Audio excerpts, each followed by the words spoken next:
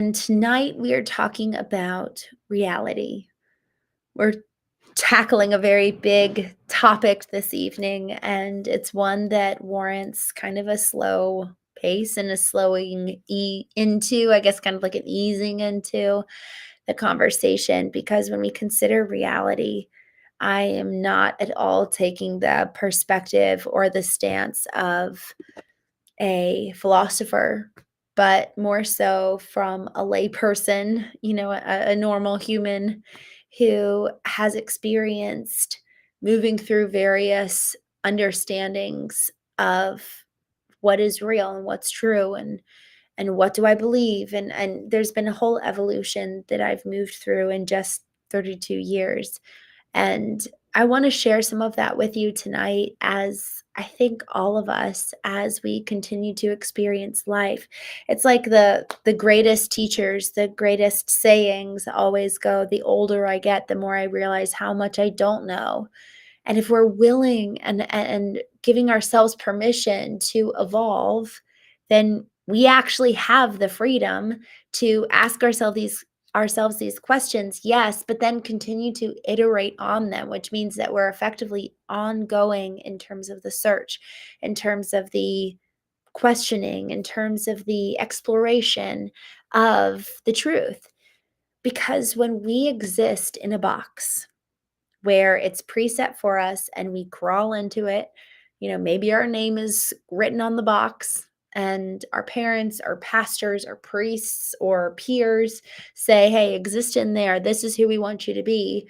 When we exist in that box, it is near impossible to explore because what we have a very confined set of walls and rules and principles that we have to abide by, and there's not much exploration. It's almost like already been done for us. But if we're coming into something new and there are no walls and there are no boxes, then there's so much freedom for us to explore what can be and explore the possibility of truth and experience, and it's so exciting. And so tonight's conversation, really leaning into the concept of the stories we abide by and the stories we live in. And why does reality actually feel like a heavy thing, like a heavy topic and a heavy pursuit? That's what I want to talk about tonight. So, when I say reality, I'm not talking about moral absolutes. I'm talking about my experience with the world and your experience with the world. And what does it really look like for us to come toe to toe with each other and really pursue a true knowing of reality? And I think it's actually really important. I wasn't planning to go in this direction, but I want to. The why is so critical. I've been thinking about the why a lot as we come to the end of the year, end of 2025, our why for our business and our why for our families, our why for everything we do. As we're planning 2026, our why matters so incredibly much, and it matters every day. But when we come to the end of the year, it's just a really good opportunity to hold up a mirror and look in it and be like, why am I living this way? And so, as we consider the why to this question of why does reality feel so hard, and the stories that we live in, and what stories are we telling ourselves, why does this topic even matter? And so, I want to lean into that with you. And for those of you joining, thank you for your patience with me. I have been sick for the last 5 days. Um, and actually, my throat hurts a little bit. So, I'm actually just going to take a sip of water. I have been slowly losing my voice. But I think the why is really important for us to consider, because if not, we're going to be, it's like the concept of two rocket ships on the landing pad.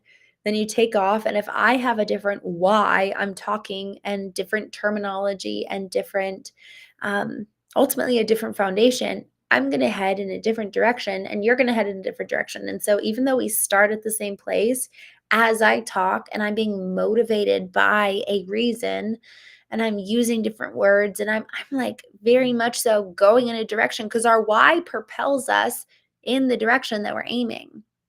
So if you have a different why than I do, that doesn't mean that there's anything wrong with our two different whys. But if we don't acknowledge it, what will end up happening is that we're like ships in the night and we're wondering why you're not understanding me and I'm not understanding you. And there's confusion and it's kind of chaotic. And so I want to kind of bring us back home for why does this conversation about reality even matter to begin with? And there's a plethora, there's an abundance of reasons why this conversation matters, but what I wanna lean into tonight with you is that why knowing and being aware of reality matters is because right here, right now, here in this present moment, this is so man, it's so beautiful, it's so important, there's so much opportunity in the now. And if we don't really know, if we're not living awake, if we're not living aware, then the now is actually going to pass us by. It's the whole concept of living so much in the future or living in a whole different kind of reality. My well, someone I know very well and someone I love very much said this concept. They were like, effectively, if you were to be so spiritually minded that you're of no earthly good. I thought that that was such a clever concept because we all know people like that, people who exist in the church or in the temple, and they're just so dedicated to being spiritual or religious, but they don't know how to do the laundry and they don't know how to take care of the kids and they don't know how to cook. And it's just like the basics of survival. And so as we consider why does learning about how to experience our own engagement with the world. There's something about that I never really grew up awake. I never grew up aware. I lived with this like disconnect from my own experience. And it was like I was watching everyone else live through the world and engage with the world. And I would have almost like engaged with the world through their experience. And thinking about it now, it's kind of very strange, but I really did. Like I really lived vicariously through other people. And as I have come to know my own experience, I have come to, yes, love and enjoy life. So the now is so important in terms of its beauty and the opportunity that's there. But in addition, I have come to really take a hold of the responsibility that is mine for my own experience, for my own existence in the world.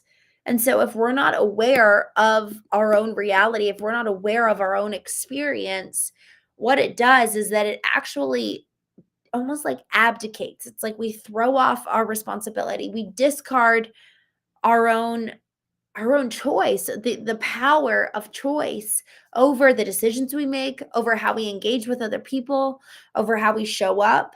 And so, this question of why does reality matter in the first place? Why does this conversation need to take place, anyways? It's because, yes, there's so much beauty and life to engage in and to enjoy, but there's also so much of our present moment that we need to take responsibility for. We need to take responsibility for ourselves because every single one of us has a very distinct reason why we're here, why we were created, why we exist in this world with the experience that we've had and the family that we came from. There is no accident, there's no oopsie. And so, if we are to really understand our reality, we then also understand the meaning that's there. And we may not understand all of the meaning right now, but by way of pursuing understanding and by way of pursuing the knowledge and the knowing of reality and our experience with it, it's like the whole world just the top on the lid that we've the lid of the box that we've been existing in for the last 2, 3, 4 decades just blows off and the walls blows off and we're like, "Wow, what the heck? Like this is such an amazing world that I live in." And yes, there's so much opportunity for us to enjoy it. And yes, there's so much opportunity for us to take radical responsibility for the reason why we're here in the first place. So those are my why for this conversation to begin with. And so now that we've established a semblance of a foundation, now we can get started into diving into the stories that we live in that hold so much power over us. And even moving beyond that, you know, so many of us think that we're actually responding to right here, right now. But in reality, we're responding to the lens through which we see the world. I consider this, when I think about the way that so many of us engage, I take my experience and many other people that I've worked with in the knowing retreats and talked with in the knowing dinners. I've been doing like this little, I guess, human study over the last year, and it's been really interesting. I've come to learn so, so, so much just by way of hearing and listening to other people. And what I've come to see is that we all have like a preset dials that we view the world, and that those dials were twisted and adjusted by our parents in childhood, by our teachers in adolescence, by peers, by moments and stories. And honestly, a lot of them are unprocessed. A lot of them actually held pain for us back in childhood or youth that we've never actually moved through. But what it did do was that it gave us a set of interpretations around the world, around other people, around God, and about ourselves. And so we think right here, right now, we're responding to reality, when in actuality, we're responding to the interpretations we developed literally as a child. So a lot of our interpretations in the way that we see the world are actually childish. And I mean that in the most loving way. There's something really actually quite loving when we actually start recognizing, man, that was just little Christine, or that was little Aaron, or little Sam, or little Avery, who developed this lens and interpretation in the world. Gia, thank you so much for joining tonight. Um, Little Gia, what are the interpretations that we have from childhood that we've carried over into today? And so, with that, we really need to be giving ourselves a good one big moment of grace. We need to give ourselves a pause to recognize that the way that I'm interpreting this moment, I'm actually using a lens and a dial that was preset when I was 8 years old. And then we have to ask, well, why was that dial or lens set back then? What happened? What's the why there? Just as the why for this conversation was important, we need to establish the why for this preset dial or this preset lens. Why does this interpretation exist in the first place? And then when we kind of do the work and explore the why, a lot of times there's a story there. A lot of times there's a story and a moment that happened back 15, 20 years ago, 10 years ago that really impacted us. And a lot of times they were very small stories. They weren't big or dramatic or massive. Sometimes they are, sometimes it was our parents divorcing, or sometimes it was dad walking out the door. Other times it was sitting there watching our parents fight. Other times it was feeling really, really left out by our siblings, not feeling wanted, not feeling loved. Other times it was being at school and, you go up to the batting mound and you hit the ball and you actually don't know the rules of the baseball, I guess, what do they call bases? And then you run and people are laughing, and then you never pick up a baseball bat ever again. All of those stories hold a weight on us and hold an impact. Every single one of those stories shapes and adjusts the dials with which we see the world. And if we don't recognize that, our default which was established in childhood, is going to show up today. Tonight, I was having dinner with my sister and we were talking about, she actually was saying, I don't think childhood has much in part to play in adulthood. We actually have so much power over who we are today. We have full choice, we have full power, we have full control over the decisions we make. She was talking about from her experience how she's really shaped herself. So much of her education in childhood wasn't really that great. She didn't end up going to school. She was homeschooled and it just wasn't really that good of education. So now today she's very much so an academic and she's really proud of the fact that she's made herself that way.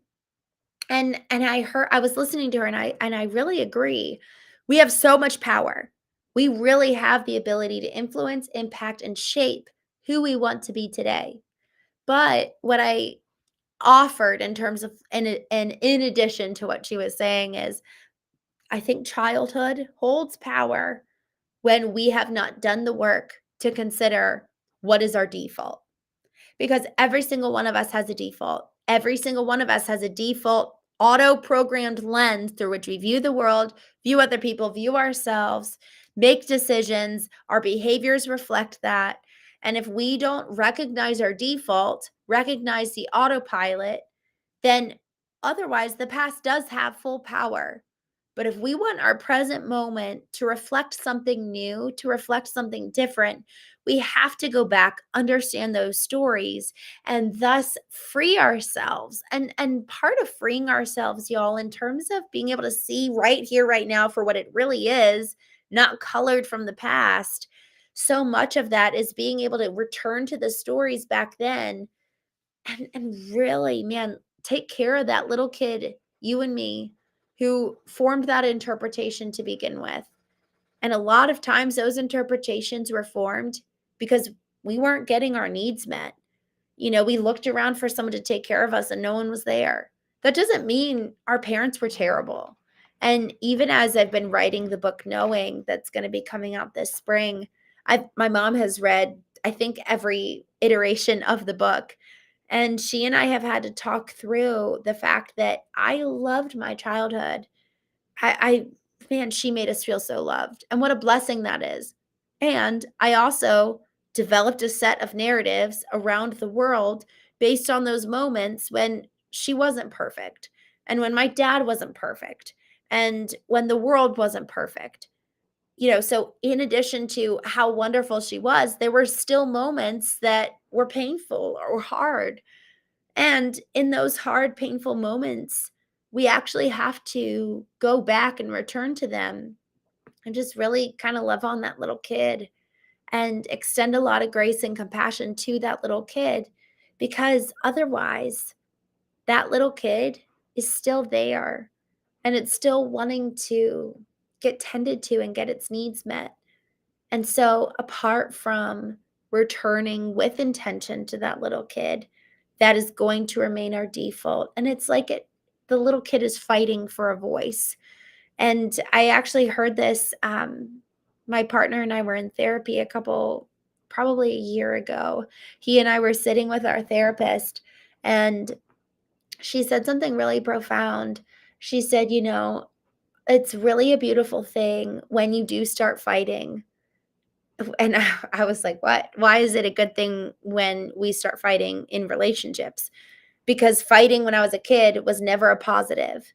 And she said, "The reason why it's beautiful and it's actually a really profound thing is because you're actually feeling safe enough for that little kid to come out and start sharing its voice.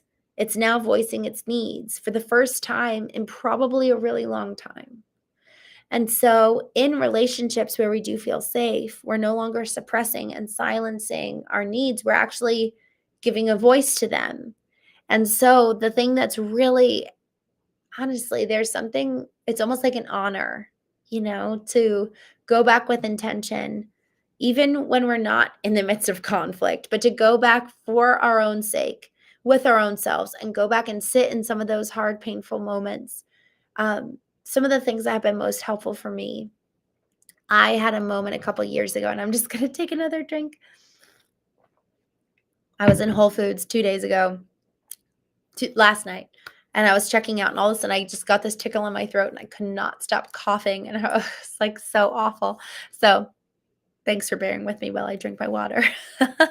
um, I had this moment 2 years ago where someone looked at me a particular way, and it was odd. I don't think this has ever happened before, but they looked at me with just this aggression and this it was just this look that reminded me of being 8 years old with my dad when my dad was mad, and in that moment, being 30 years old, and all of a sudden I'm 8.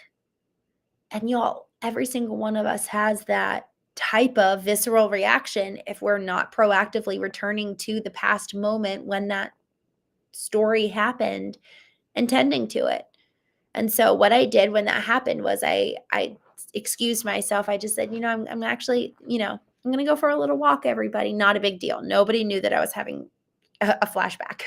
And I walked outside, went for a little walk, and I actually sat down and I journaled. I just talked into my phone. It wasn't like I had my notebook and a pencil, but the same concept. And I just typed into my phone on my notebook. I have a notebook for every single month where I will write in the morning and journal in the morning on my laptop. And then I also have it on my phone so that if I want to journal throughout the day, it's right there. And I processed the entire thing. Why did I feel this way?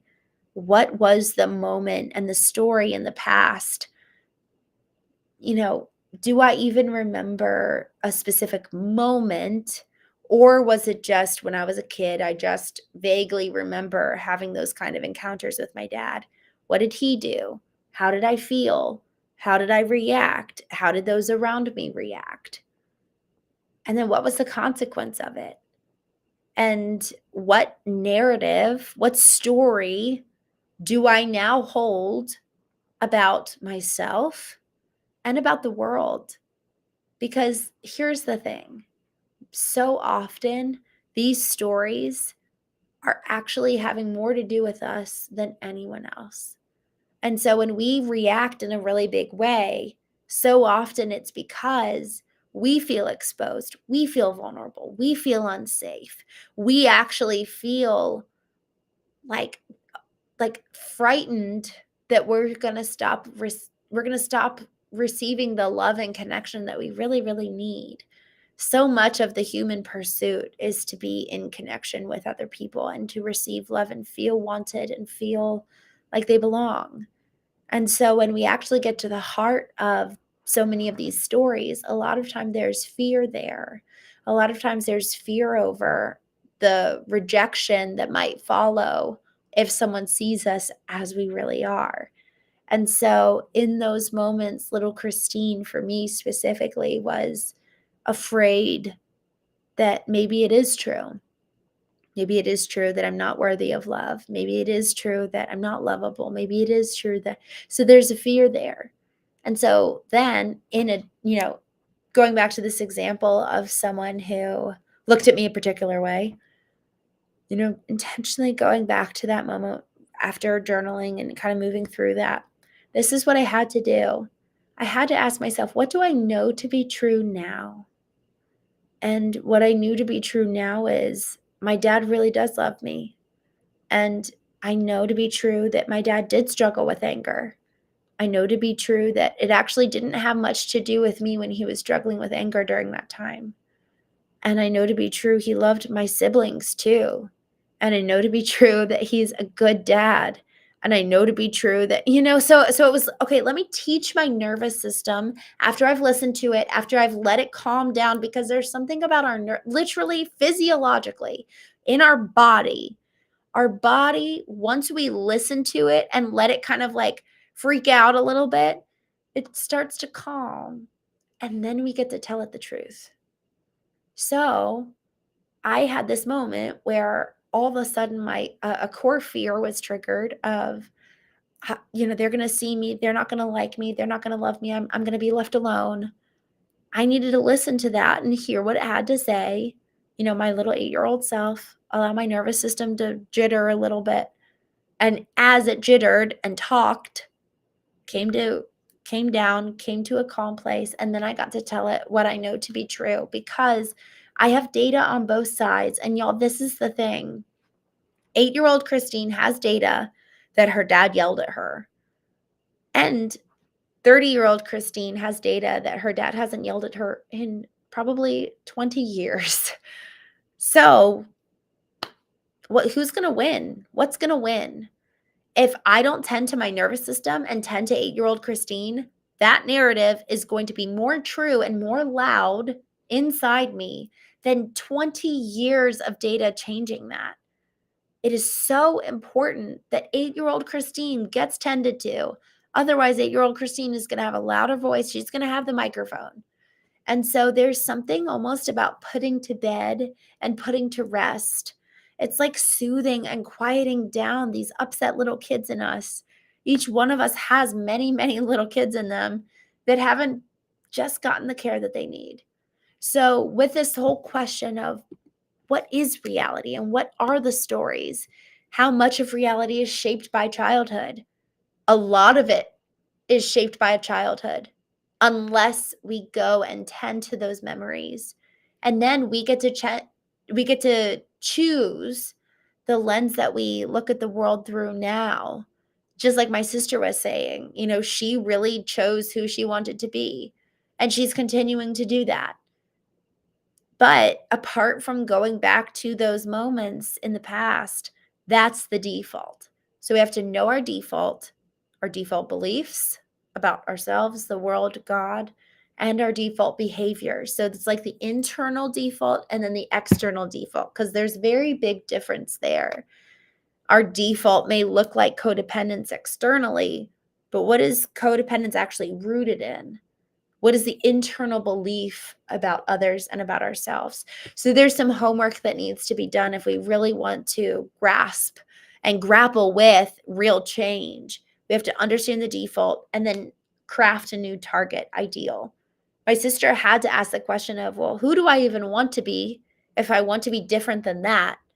And that's what's so exciting. What's the experience I want to have for my life? And we all get the power to choose.